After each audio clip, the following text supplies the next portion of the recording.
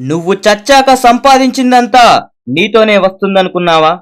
నువ్వు సంపాదించిన ధనం ఇనుప పెట్టెలో ఉండిపోతుంది. నువ్వు కట్టుకున్న భార్య ఇంటి గడప దగ్గరే ఆగిపోతుంది. నీ పరివారం శ్మశానం దగ్గర ఆగిపోతుంది. ఆఖరికి నీ కన్న కొడుకు కూడా తలకొరివి దగ్గర ఆగిపోతాడు. ఇన్ని సంవత్సరాలు దేనికోసం ప్రాకులాడావు? అవసరాలకు మించిన డబ్బు కోసమా? ఏది ఒక్క రూపాయి తీసుకొని పో చూద్దాం. జీతం ఆశించకుండా జీవితాంతం నీకు సేవలు చేసిన నీ భార్య కూడా రాగలిగిందా నీతో పాటు? వాళ్ళు అవసరాల కోసం నిన్ను పావుగా వాడుకున్నారు. నీ పరివారం వచ్చారా నీకు తోడుగా? కాలు కదలకుండా పెంచావుగా నీ కొడుకుని, కనీసం వాడైనా వచ్చాడా? ఎవ్వరూ రారు. చూశావుగా, చివరకు నీ వాళ్ళే నిన్ను తగలెట్టేశారు. ఏడుస్తూ పుట్టావు, చుట్టూ ఉన్నవాళ్ళు నవ్వారు. నవ్వుతూ చచ్చిపో, చుట్టూ ఉన్నవాళ్ళు ఏడవాలి.